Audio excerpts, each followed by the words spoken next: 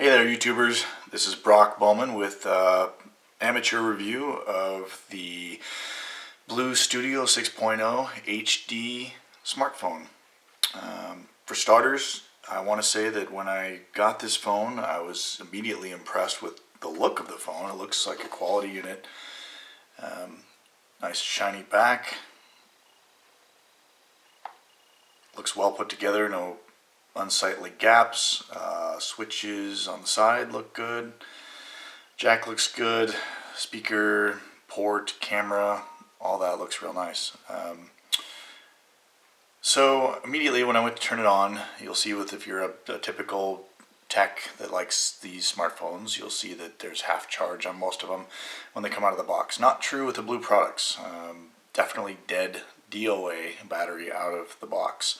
I don't mean it won't charge, I just mean that you will be disappointed if you're expecting to use it right out of the box. You have to charge it. It's just how they ship them. However, once charged up, the phone turns right on and seems to have quite an impressive display. I'm going to show you, let's go back to home, some basics. Now I've tweaked this phone to some degree. I run a bootloader called Apex because one of the initial complaints I had about the phone was the fact that this particular phone has large icons. Now it is an IPS display, 6 full inches of IPS display, very bright, vivid colors. Again, had some very large icons, didn't really like that. Again, changing the bootloader to Apex or one of the other many free bootloaders out there is a good idea in my view. Some details about the screen. It is an IPS screen, like I said, 720 by 1280, 24-bit, okay? The GPU for the thing is an ARM Mali 400 MP2 500 MHz 2-core GPU processor. Not so bad. Not the latest technology by any means, but definitely worthy if you just do basic tasks and even some gaming. I've tried a few games on this and they worked pretty smooth. Not quite the same as my replacement phone, which is the G3 by LG. That one's pretty impressive. But to be honest with you, I actually like this phone better. In the hand it feels better. I like the little bit bigger screen being a 6-inch. The weight is 206 grams, which, you know, comes in a little bit heavy. The CPU on this is an ARM Cortex-A7 at 1300 megahertz. It is a CPU Core 4-core CPU, which isn't too bad. Comes stock with 1 gigabyte of RAM at 533 megahertz, with 4 gigabyte of onboard storage, or you can opt for the 8 gigabyte. I happen to get the 8 gigabyte. Why not? It was about $2 extra in my case. The memory is expandable through an SD card. The SD card, micro SD card I should say, is up to 32 on some web pages and up to 64 on others. So I tried both. I did get the 64 to work. However, I had to pre-format the card to exFAT32 before putting it in, and that seemed to work just fine. Slides in right there. One really nice thing about this phone is it runs dual SIM cards. Dual SIM cards are very handy if you're a traveler, or if you do things that aren't quite legal. I suppose it's probably pretty handy too, because you can switch between the burner type phone SIM and your regular SIM. Not advocating that, it's just a fact. One thing some may not like about this is it doesn't have a removable battery. The battery is built in at 3000 milliamp hours. It's not a bad battery, but you know, if you use it heavily, you're probably going to run out of battery before the end of the day, like I do. I wish they had either a replaceable battery or at least 3200 milliamp battery. They do have a new version of this phone called the Studio 6 LTE, and it does have a bigger removable battery, and I'll be doing a review on that later. Again, so here's the guts of the thing. Okay, so to run down all the apps you can find online yourself, stats I mean, sorry, not apps. Again, it's, you know, it's about 83 by 168 by 8.5 millimeters. Okay, so 83 by 168 by 8.5. It weighs 206 grams. What else can I tell you about it? It comes with 4.2 Jelly Bean Android, which isn't the greatest in my opinion, but immediately it has an upgrade available. Once you get service on here, just even Wi-Fi, you can do check for updates and it'll upgrade you to 4.4. I think it's 4.4.2, so it's actually a really good operating system. That would be KitKat. What else? The camera is, I'd say, a little bit of a weak point. It takes decent pictures. You can zoom in after taking the pictures and they're pretty clear.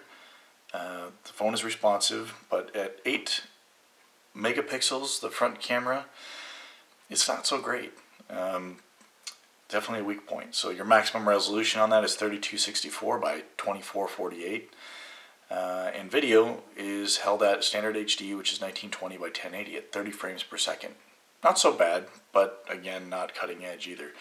Bluetooth is 4.0. The positioning is just GPS and AGPS, which, as some of you might know, there's an additional renderer that's a little bit faster, a little more accurate, that's available on some of the higher end flagship phones.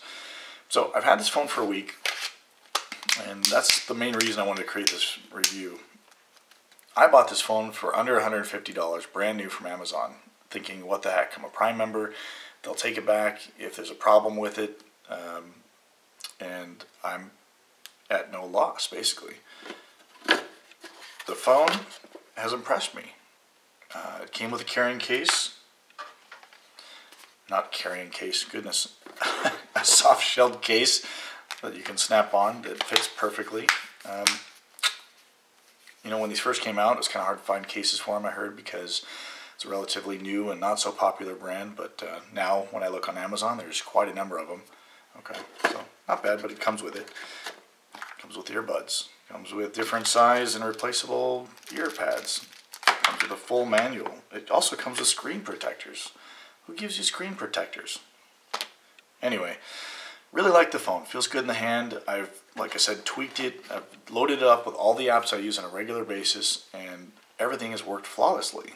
The only complaint I have, the only complaint so far, and it could be that I'm just overemphasizing the fact that it does this, but the volume control. The volume control on this phone, you know, I don't know if it's me or if other people have had this problem, but when you're in a call and you adjust the volume, there's either a lot of volume or none at all, hardly, inaudible.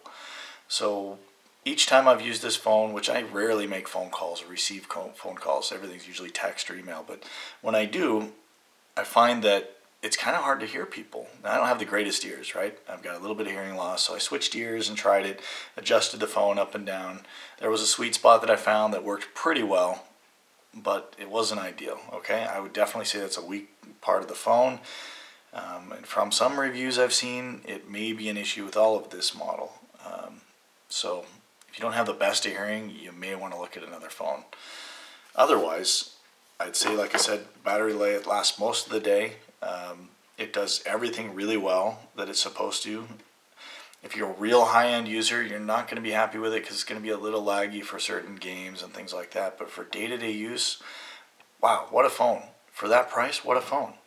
And if you want to upgrade to the newest thing from BLU, they have other models. And I'm not a BLU representative, I'm just a guy who reviews phones once in a while. But they do have the next gen of this phone, which is basically the Studio 6.0 LTE. Okay, that's supports full LTE instead of just the Mach 4G LTE, which doesn't quite meet the speeds of full LTE. Okay, it also has some differences in the camera and some differences in the battery. The screen is a little bit more dense. They're at 347 ppi, I think, where this one lags behind by quite a bit. More RAM, more memory available, a few other features. Anyway, what else can I tell you about this? Like I said, I'm pretty happy. When I show my friends this phone, they can't believe it's so cheap. I mean, they're really, like, even iPhone 6 user, iPhone Plus, the big screen, side by side, man, they don't look that much different. Granted, the iPhone 6 Plus is a better phone in all aspects, but for day-to-day use, I don't know if I'd really be willing to spend extra money to get go from this to the iPhone.